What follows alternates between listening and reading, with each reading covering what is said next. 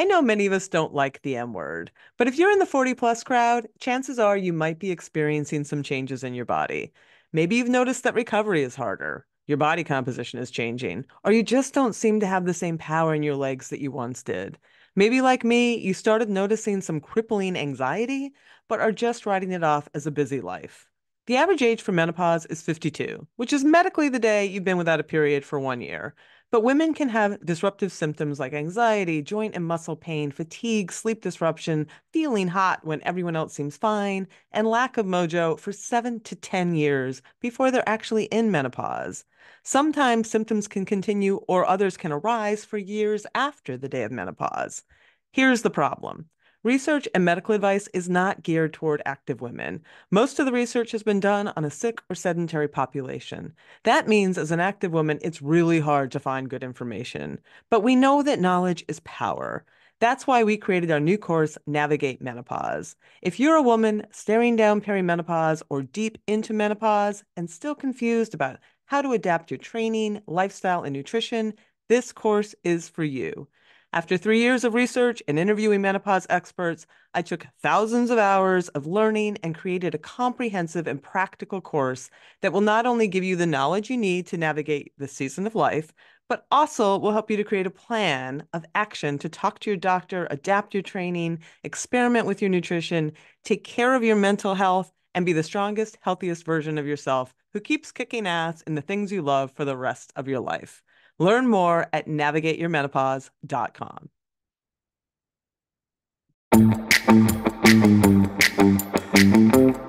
Welcome to All Bodies on Bikes, the podcast, where all bodies are good bodies, all bikes are good bikes, and all rides should be celebrated.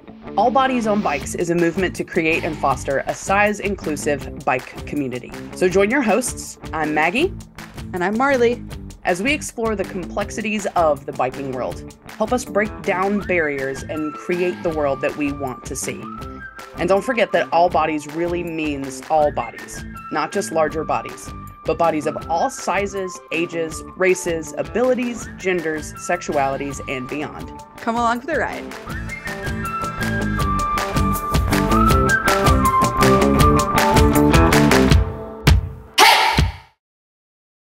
Hello, and welcome back to the All Bodies on Bikes podcast, where all bodies are good bodies, all bikes are good bikes, and all rides should be celebrated.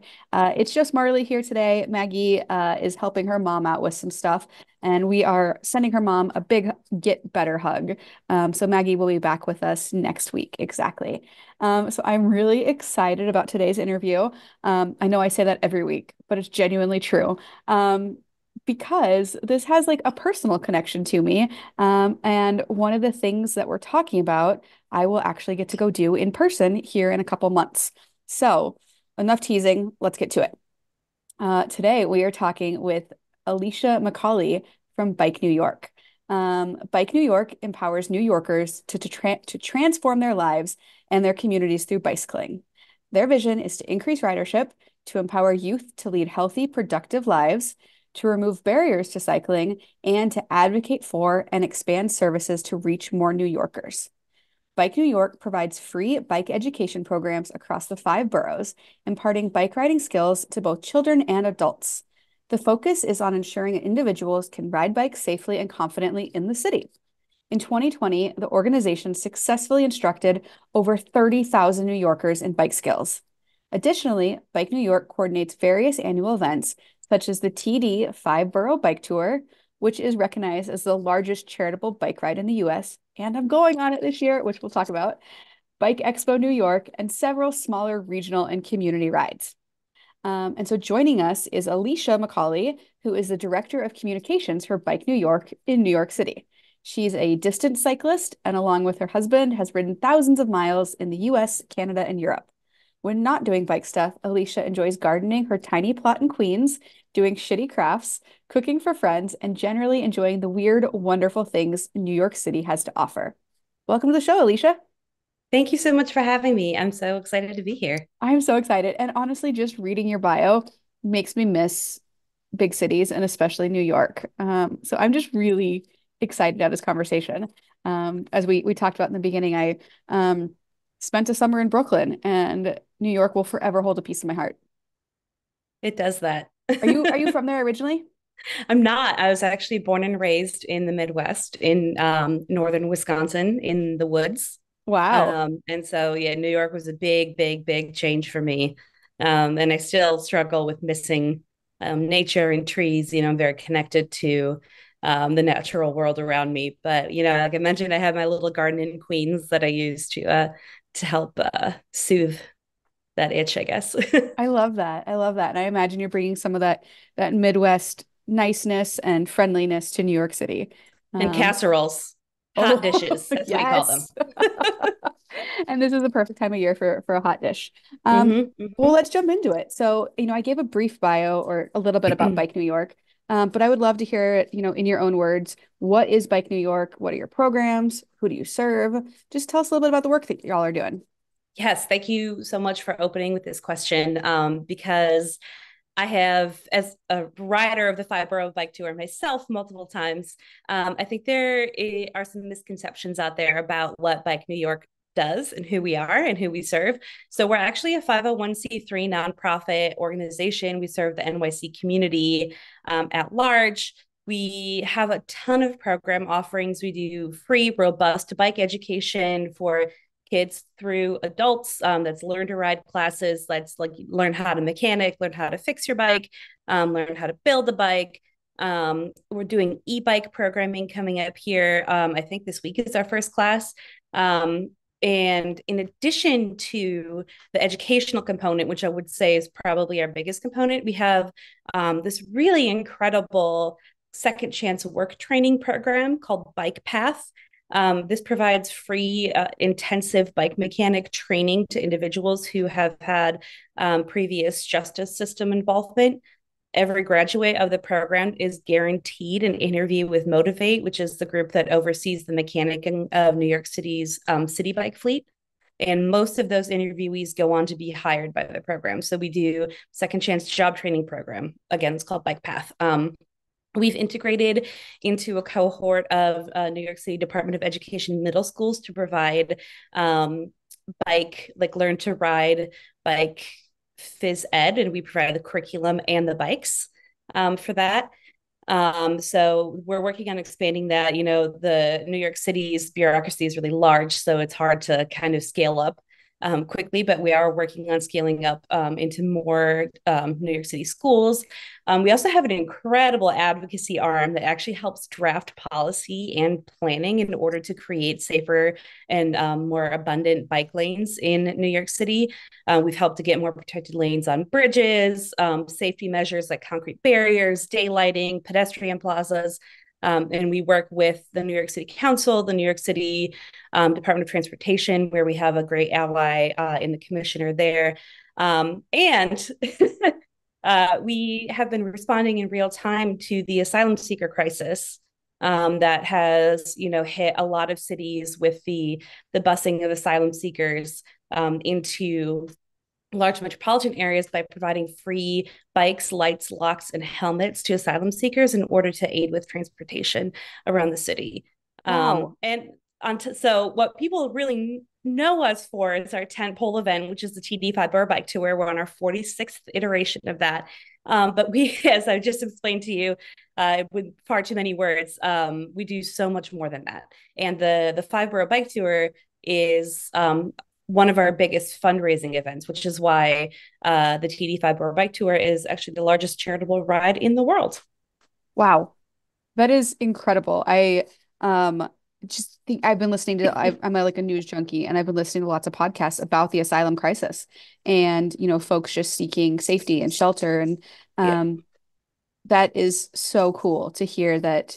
And I've heard the stories. There are people coming out to support, but just in general, I'm just wow. I love to hear that.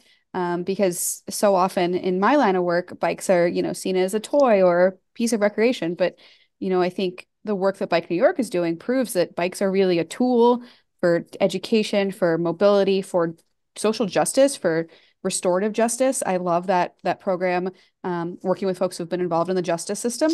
And I just want to point out the language that you use there is really important.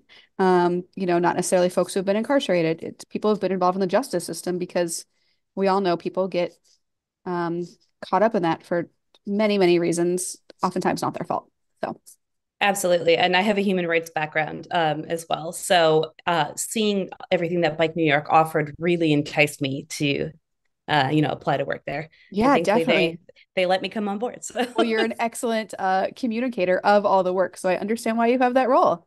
Um, thank you. so we've brushed on it briefly, but so I've been to New York a number of times, and I feel like every time I go, I'm more and more impressed by the infrastructure and by the I don't know if pedestrianizing or just kind of the mobility focus of the city.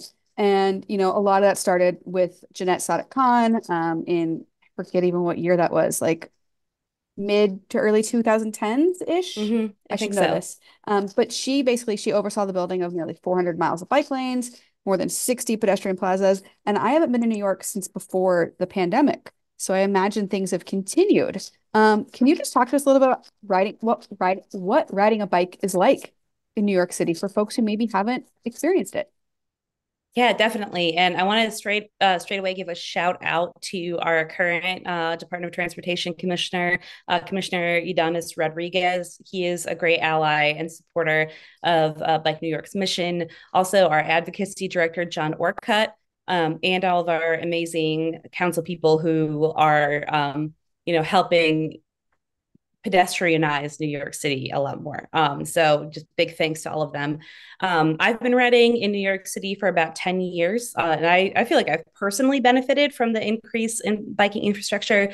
I have seen protected bike lanes to go up where there used to be no bike lanes at all, Mm. and then to have the barriers, the concrete barriers there to add that level of safety, and also deter it from people parking in the bike lanes. I know it's still like a huge problem, and working on different ways to get enforcement there. But yeah, it's made my rides safer. It's made them faster, more efficient. I spend so many hours in the summertime riding out to New York City's beaches and the greenways that have been put up along those routes, which actually go through several historically underserved communities as well. So I really love to see those bike lanes and those greenways being put in so that communities that are historically underserved as far as transportation, as far as recreation, are getting safer access to the outdoors as well. So it's been really incredible. I think every mayor for the past couple of cycles from, I really started paying attention under de Blasio, but even under Eric Adams, there have been a lot of promises for additional infrastructure work, and we're seeing it come through, and it's really great.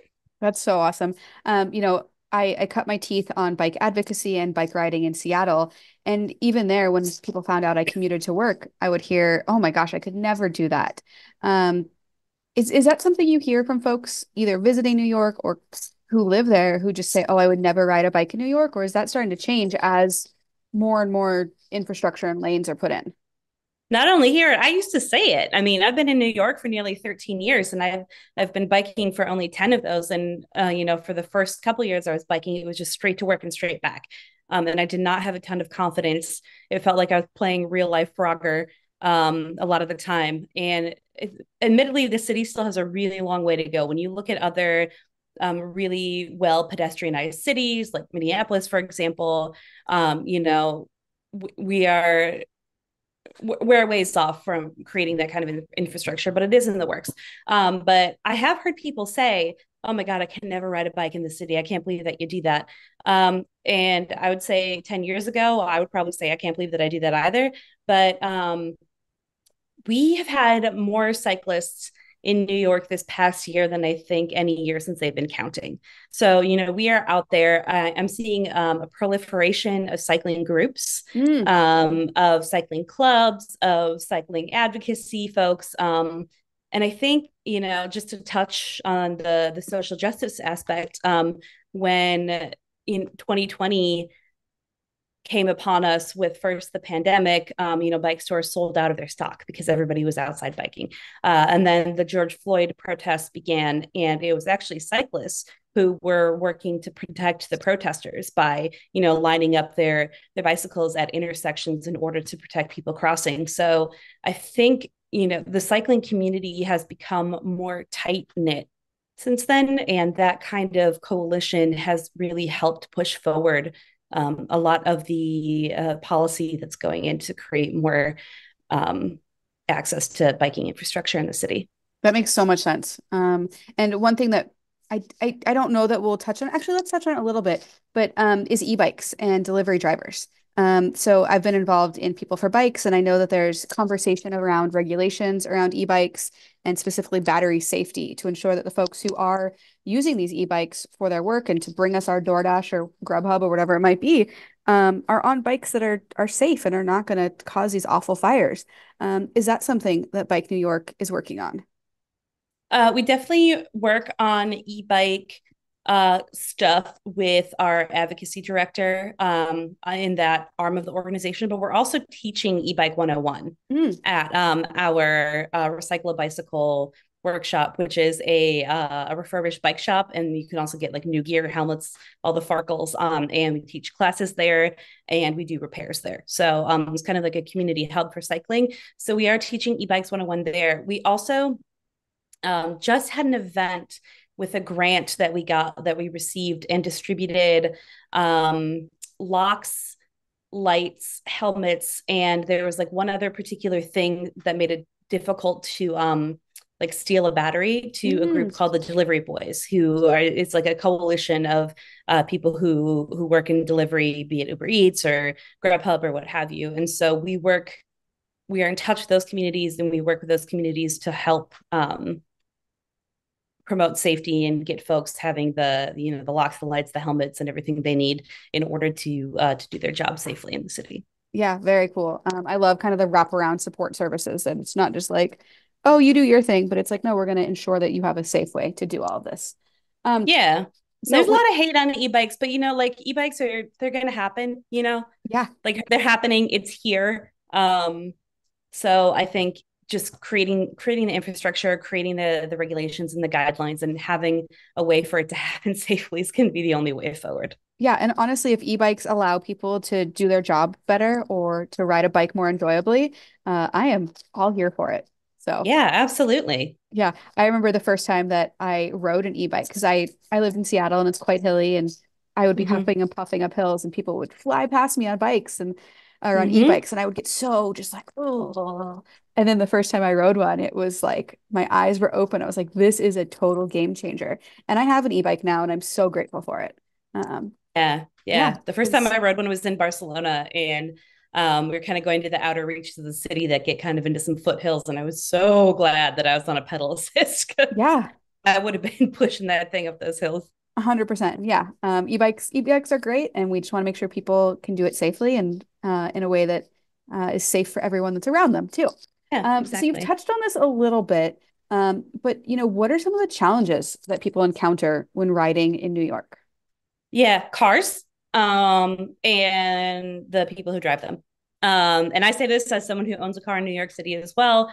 But I think there's really needs to be a mindset shift, and I know it's possible.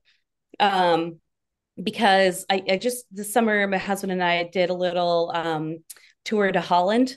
It only took us 4 days to just do around the entire country of Holland, but it's because the bike infrastructure there is so unbelievably good, and cars respect the cyclists, and cyclists respect the stoplights and stuff. Like there's this adherence to the policy around cycling in the Netherlands, which is so incredible. And I learned while I was there that it wasn't that way until the 70s when the oil crisis hit and it Okay. became too expensive to drive. And that's when this infrastructure shift happened.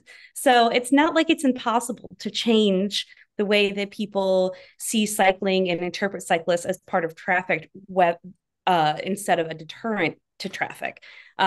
Recently, I was biking and I was making a left turn crossing traffic, and I was waiting because traffic was oncoming. There was a woman behind me in an SUV who wanted to move forward, and I didn't have anywhere to go. And she was laying on her horn and screaming at me out the window, like, "You're blocking traffic." And I just turned around and said, "Lady, I am traffic. Like, I am part of the traffic." And I think that is an adjustment that folks are going to need to make in order for it to be less challenging for people to cycle in New York. But I think, again, like the infrastructure improvements that are happening all the protected lanes that are going in.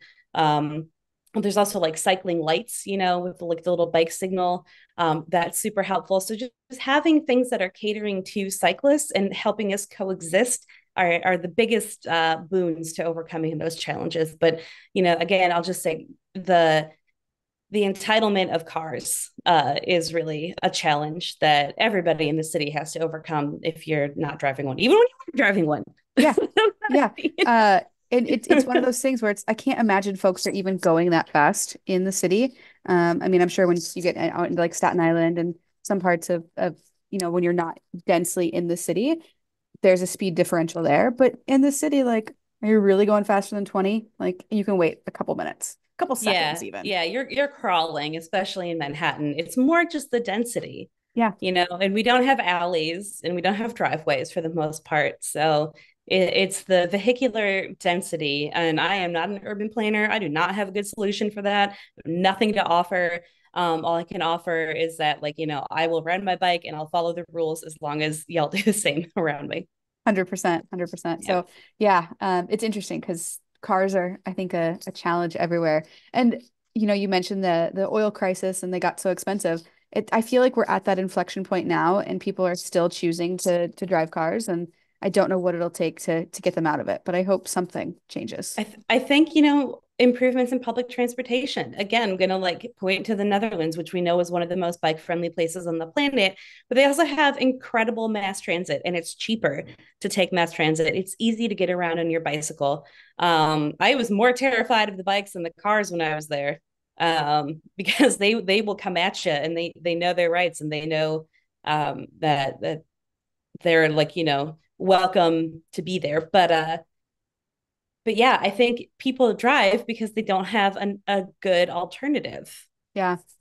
Yeah. We know the MTA is always crumbling. There's huge socioeconomic issues that I think are contributing to that. And I have opinions on ways that we can solve that. But as a representative of Bike New York, I don't feel qualified to share that opinion. So that is fair. Another podcast, another time. And I appreciate that distinction there. Well, let's talk about the TD5 Borough Bike Tour, which I'm super excited. I'm coming out there for it. We're hopefully going to have an All Bodies on Bikes team. More info to come on that. But so I was researching it for this episode, and it started out as like a plan to take a group of high schoolers on a ride across New York City. How did it go from that to what it is today with, I don't know, how many people do it every year? Like 40,000 people? 32,000 so far. Okay. But yeah, so it started in 1977. It was the 50-mile challenge. And if you can imagine the lack of bike infrastructure in New York City in 1977. I mean, they didn't allow bike lanes on any of the bridges for 60 years. The bike lanes and the bridges are relatively new additions. So it was the 50-mile challenge that was done with both high school students and about 200 people from local cycling clubs. And that was the first ride. It was in traffic. It wasn't like the TD5 Borough Bike Tour is now, where traffic is completely blocked off. And then in the 70s, when Ed Koch became the mayor, I believe it was in 1978, he really wanted to promote cycling in the city. And in order to make the ride more accessible and family friendly, the mileage was lowered to 40, and it was built as a tour rather than a challenge.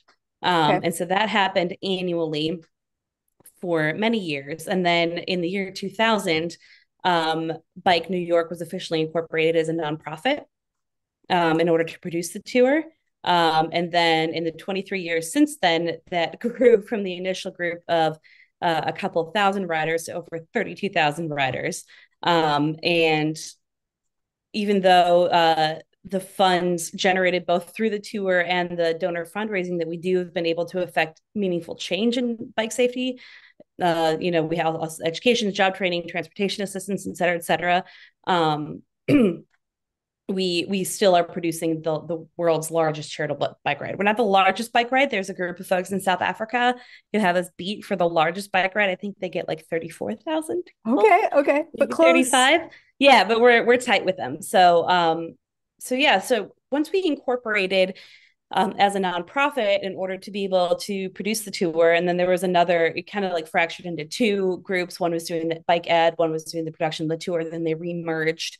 And kind of around the time that they remerged, and I'm not sure the year on that, but that's when we began to notice some more pronounced need for bike education in the city, teaching people how to ride, getting kids access to bikes. We do a lot of bike giveaways too. We did one on December 9th in partnership with National Grid, and we gave away 100 bikes to kids in the Cooper Park houses, for example. So, teaching people to ride is great. Getting them access to bikes to ride is better.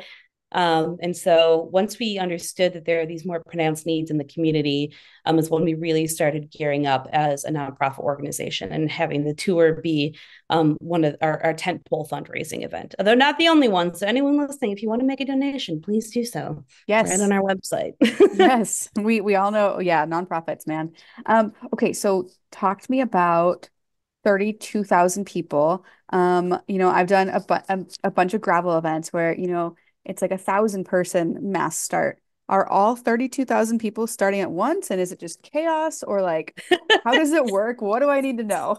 Well, this is my first year helping produce the tour, so I will get back to you in the behind the scenes chaos. But it seems from a rider perspective, as I mentioned, I've done this 5 years in a row now. And by the way, we're so excited to have you there. We're so excited to have members of your New York chapter there. Can't wait to like hear what your experience is like, and hope that you'll come back and do it again and again and again. But it is honestly like such a miraculous day. I'm just going to talk about this as someone who's ridden the tour, because that's Yes, please. my only point of reference. But also, there's different start waves, right? Okay. And I don't get up early, I just hate it. I usually start in like a later start wave. I'm not like the 6 a.m. person. I think the first one's at 7:30, and then they go on and on until I think 10:20 a.m. And people line up in this corridor in Manhattan. It's Church and Franklin. It's kind of like an iconic downtown Manhattan area. And we have helmet covers that we make every year that our riders are required to wear. Listen up, folks, because it's easier to identify you as a member of the tour. But the photos, the aerial photos especially, look incredible. It is just a sea. Like last year's were yellow. It's just like a sea of yellow helmets. It's beautiful. And right before your wave takes off, people are encouraged to ring their bike bells. Okay. And like everybody, like it's quiet for a minute, and then there's just this like chorus of like tinkling bike bells, and then this loud cheer erupts, and it echoes off like this canyon of buildings, right? And there's people who are like wave out their windows, like they're waving goodbye to like a ship taking off. People have like encouraging signs hanging out their windows, and those like little clapper thingies. And I always get kind of emotional at that moment, because there's something powerful about being surrounded by so many people who are doing the exact same thing that you're doing, and the positive energy of the day and the excitement and just like the sound that like, everyone's bike is making. I don't know. It's like a very sensory stimulating experience. And it's really incredible that everybody's so happy. And like, we have been fortunate to have incredible weather the last couple of rides. And so taking off, like, fair warning, it like takes a minute. You stand on your bike for a little bit, because getting 32 people cruising, 32,000 people cruising, it takes a minute, right? Sure, But yeah. this is New York City. We're used to traffic. We understand that. But once you get going and on this beautiful stretch of just open road everywhere, no cars, only other bikers, people are playing their music, they're jamming. They've got bands set up along the whole route. Like those people are singing and clapping and playing incredible music. There's cheerleaders, like people are high-fiving each other. You ride through Central Park, you get to go around these hills. It's just like, it's such an incredible day and moment, and there's just so much solidarity and positivity, and I always feel really safe. Someone who gets crowd anxiety pretty frequently, I always feel so safe and like embraced on this ride. Isn't that incredible? Like, I also get crowd anxiety, like even when I go to the movies or to a sporting event. But I don't Mm-hmm. ever feel that when I'm on bikes. And I don't know if it's because I have the freedom to ride away if I need to, or if it is that solidarity of I might not know anybody except for the three people in my direct vicinity. but I Hmm. know we have this shared interest and this shared camaraderie. Yeah. Yeah. Are there rest stops along the way? Do I Oh need my to buy gosh, yes. snacks or okay? I mean, pack whatever snacks that you like. Yes. Especially I have celiac disease, so I have dietary restrictions, so I'm always Sure. packing my own snacks everywhere. Um, but we do have multiple rest stops along the route. We also have a ton of water filling stations, so you can top up your water bottle pretty frequently. There's mechanicking stations along the route. The rest stops you can pull into, they're humongous. There's free snacks. You get your bananas, your granola bars, there's chips, there's peanut butter. We offer like electrolyte sport drink, or New York City's finest tap water, to fill up in your bottles. There's music at every stop. There's porta potties at every stop. Um, it's a great place to just take five, get off the bike, do some stretching. Um, and I think I'm not sure like the distance in between each stop, but it's not huge. It's not huge. Yeah, I imagine Yeah. if 32,000 people are doing it, it's probably pretty darn approachable. And 40 Yeah, this miles is is for all abilities. 40 miles seemed really intimidating, but it did to me when I did it the first time. I was like, no way I could ever ride 40 miles. And then I did it and I like didn't feel like I was gonna die at the end. It's like, oh, I guess it's actually easier than I thought. And we have people from, on recumbent bikes, on trikes, on pedal assist bikes, on road bikes, on gravel bikes, on fixed gear bikes, like this is an event that's made for people of every ability, skill level, age, etc. I'm so genuinely excited for it. And it'll Yes. just be so different because I 90% of my riding happens in rural places. So, Mm-hmm. typically looking at cows and cornfields and Yep. grain silos. And so I'm Yep. really excited and really grateful that you all reached out. So I've been doing some social media to help promote it. Yes. Thank you. And yeah, I'm genuinely so stoked for this. Um, Oh, and shout out quick to our mutual homie, Nick Robles, oh, who connected us, our yeah. mutual friends. Yeah. Yeah, he is married to Thanks, my Nick. best. Thanks, Nick. He's married to my best friend from high school. Yeah. And they just had a beautiful baby girl. So happy for them. Yeah, yeah, same. Oh my gosh. Small world. Small Mm-hmm. world. Mm-hmm. Well, we're getting close to finishing up. And before I ask our last two questions, I would love to know, where are some of your favorite places to bike in New York City? Yes. I have two favorites. One of them is actually outside of New York City. It's in New Jersey, over the George Washington Bridge, which is I think at 181st or 183rd Street. It's called the Alpine Trail, is what the cyclists call it. It's Palisades, Henry Hudson Parkway, or something like that. It's part of it is mixed use car and bicycle, but then part of it is only bicycle. I think it's only like 11 miles, but with the amount of climbing there is, it feels like maybe like 25. Hence the name But Alpine Trail. That makes sense. yep, Yep. yep. But it is beautiful. It's along these incredibly steep cliffs along the Hudson River. You go all the way like up the river, turn around, you can come back down and leave, or you can go out through a main road. But that, especially in the fall, is an incredible ride. And then my year-round favorite ride, even in the winter if it's not too gnarly, is riding out to Fort Tilden Beach. Okay. It is a former military fort that's now been like overtaken by dunes and scrub, and the dunes are recovering from Hurricane Sandy yet. But it is such a beautiful ride. It's the Shore Parkway Greenway is there. It's completely segregated from traffic. It goes through a state park called Shirley Chisholm Park, which is also, I always go in and do a loop around the park before I go back out onto the Greenway because it's just so lovely. And it goes along Jamaica Bay and you see all kinds of shorebirds, and it goes through the Canarsie Piers, which is always like a really happening spot with people grilling and picnicking. And you see all kinds of wildlife out there. It's amazing. And then you end up at the beach, and New York beaches are kind of our best kept secret. Okay, seriously, when I lived in New York, I used to go to Brighton Beach and Mm-hmm, Coney mm-hmm, Island almost every weekend. I had no idea mm-hmm. that there were beaches and that you could swim there. And yeah, you are 100% Yeah, correct. They are a hidden yeah. gem. Yeah. Yeah, absolutely. The ones that are a little further out, the water's like a little more clean because it's not at the mouth of the East River. But there's boardwalks, there's food, there's live music, there's bathrooms, like showers. They really got it all going on out there, and it's my favorite place to go.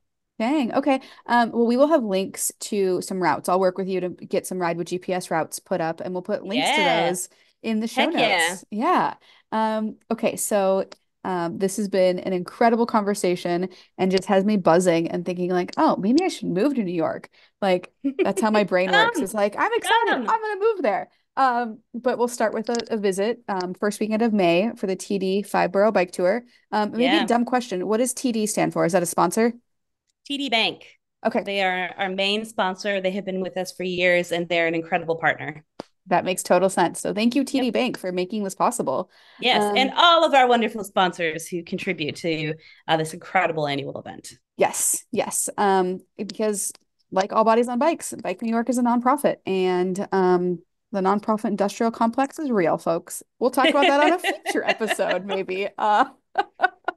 But in closing, we always ask two of our guests two questions. So the first one is, what does your perfect day outside look like? uh, yes. It starts at 10:45 a.m. because realistically, I'm not getting up to be outside earlier than that.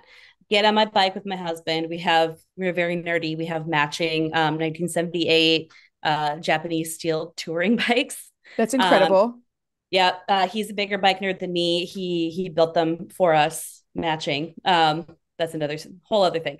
But we pack our little bike bags front and back with all of our beach supplies. We ride out. We stop for there's this really cool like flea market out in East New York. It's like Caribbean, Jamaican mostly. And so we usually get some boiled peanuts and a pressed juice from one of the vendors there, have a little sip, continue on our way, go out to the beach, eat some food from the boardwalk, lay around. I always get bit by crabs, so that's like an important part of the experience for me now. I don't know why. I don't know if my toes look like little grub worms or something, but I always get bit by the crabs, so like that's an iconic experience for me. Stay there until almost sunset, and then riding back home over the bridge into the sunset. Maybe getting home like right at dark. That would be my perfect day. That sounds so dreamy and It, incredible. it's incredible. And if the Nutcracker guys, I don't know if you know about the Nutcracker guys, but they're No. there is getting like actually a little too bougie for me at this point, but they're guys who and gals who walk up and down the beach selling this is not on behalf of Bike New York that I'm promoting this, but they sell like mixed drinks, but they're like you could get the red one or the orange one or the purple one, and it's probably like clear grain alcohol in there, but they sell them for like $10, and so you get your little Nutcracker to sip on during the day. Don't drink the whole thing. You won't be getting back on the bike. I can guarantee it. You'll be getting your Yeah. toes bit by the crabs because you'll be passed out on the beach. Yes, precisely. It's the tide comes in and takes me Oh away. God. Why are they called the Nutcrackers? That's what they This call. is what they're called. All right. I don't know the etymology. Next time I see someone who's selling them, I'll ask them. Yeah. Okay. Very cool. Man, I miss cultural things like that. Just in bigger cities. You've got my heart yearning for something like that. So Well, we'll get you out here for a summer ride too. yes, I would love that. And then our final question. I realize that you're here kind of on behalf of your employer, Bike New York. And so you get to talk a lot about bikes, but maybe Alicia, personal side can come out a little bit. What do you wish you got to talk about more or that more people asked you about? Just in general or about Yeah. biking? Let's do both. So let's do biking first, or maybe the work of Bike New York, maybe a little lesser known thing, and then on your personal side as well. I wish I could talk more about actually being like a larger body person on a bike. Like I'm a size 16 generally in women's clothing in the United States of America. And people are surprised that I'm athletic when they see me. They're surprised that I can do a century in a day. And that honestly surprised me the first time I did it too. But Same. yeah. But I wish we could talk more about like access to cycling for people like me who like the cycling clothes. It's getting better now, but like they weren't made for me when I started biking, and feeling, like an outsider in the community because I didn't look like a lot of the other cyclists. A lot has changed for me personally since then, the way that I view myself and my place in the world and all of that. So I wish we could have that conversation more. And I wish we could talk more about access to mobility for people in general. Yeah. Yeah, those are super important topics. And honestly, something we're trying to bring to light with all bodies on bikes. And this is kind of an aside, but I recently had a reel go somewhat viral where I talked about being a fat cyclist. And the number of people who came into my comments and said, You're not fat, you're just a cyclist. And it's like, no, like the way that I access the world and my ability to find clothing that fits or bikes that fit or Yeah, my it interactions. erases part of your very real experience. And that's, when people, I always hate it when you're not fat. Yeah, And it's like, I didn't, like, you're not fat, you're beautiful. And I'm like, girl, I didn't say I was ugly. exactly. Like, Yeah. Like like, the two can coexist. right. Yeah. Exactly. And I think it's important to acknowledge like everybody's identities in all ways that they come. I think it's very important too for like the Black cycling community. We have several really incredible Black cycling groups in New York City that are working to expand access to Black people and other people of color for Yeah. cycling. And it's important to like recognize like the systemic barriers that have been put up for those groups. So when you say you're not like a fat cyclist, you're not a Black cyclist, you're just a cyclist, it's like it's important to really acknowledge that there are barriers for people and everything systemically. I mean, obviously we could go on and on about this probably for hours, but and that's why it's important to have people like you, And people like you who are bringing this and being like, yeah, fat people ride bikes. What's up? Yeah. And we're good at it, as it turns out. We can go all day long. Real good at it. And our calves are made of steel. Yeah. I was joking with somebody the other day. We'll finish that real quick. And they're like, of course I love to ride a bike. I get to sit on my butt and eat snacks all day long. Like, of course. And like, obviously there's more to it than that, but at its essence, yeah, like it's great. What other exercise do you eat during? Exactly. Right? Like I've eaten a whole apple, core, stem, and all on a bike. Dang. Like, Okay. Yeah. Yeah. My nephew eats apples like that. I'm like, where'd the inside go? He's like, oh, I ate it. Okay. inside my body. Yep. Well, Alicia, this has been an absolute delight. I'm so grateful for you. If folks want to learn more about Bike New York, where we'll obviously have links in the bio to this or in the show notes, but where should folks go to find out more? www.bike.nyc. That's so easy. Bike.nyc. Bike.nyc. We have all kinds of things. We have all of our events. We have training tips. We have nutrition tips for planning for a big ride, just like everything you can think of. And you can always reach out to us at info@bike.nyc if you have questions, concerns, etc. Or want to get involved. Sounds like there's a million ways to get involved. Yeah, we love volunteers, and you can ride the tour for free if you volunteer too. So you heard it reach out. Real people monitor that inbox, myself included. So drop us a line. We want to talk to you. Awesome. Or social media, Bike New York, everywhere. Perfect. And we will see you on, it's May 5th, right? Cinco de Mayo, baby. Cinco de Mayo for the TD 5 Borough Bike Tour. That's right. I can't wait to see you and meet you in person. I'm really Oh my God, excited. it's going to be incredible. And we will talk so much more before then. But thanks for coming on the podcast. Thank you so much for having me.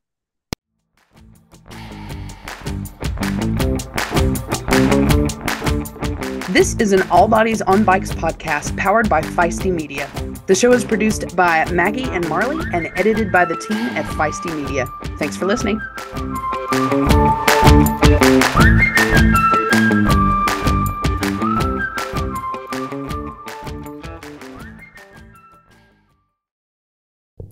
Are you tired of getting caught in the rain with poorly fitting, flimsy rainwear? Well, let me introduce you to Cleverhood, makers of thoughtfully designed, durable, and size-inclusive rainwear. Cleverhood is designed by women, but is made for everyone who wants to embrace the elements and enjoy the ride, no matter the weather. Cleverhood was born out of the need to make rainy days into happy days, and with multiple choices of styles and sizes, all bodies can stay dry, visible, and happy. Maggie and I especially love their rain cape. Literally, the only thing you need to fit is the head hole. Otherwise, it just fits. It's so cute and functional, and I feel like a superhero when I ride my bike in it. All of Cleverhood's designs have reflective elements thoughtfully integrated, including an option to customize it with the All Bodies on Bikes logo. They're also sustainable, with most of their fabrics made from recycled fibers and PFC-free DWRs. Social sustainability matters to Cleverhood too. they only work with certified producers who follow labor and environmental standards, and they give nearly 5% of their profits back to community organizations, including All Bodies on Bikes. So whether you're commuting on a dreary morning, walking your dog in the rain, or waiting for the bus, Cleverhood is a great option. And remember, you can use the code ALLWEATHER for 15% off of your order.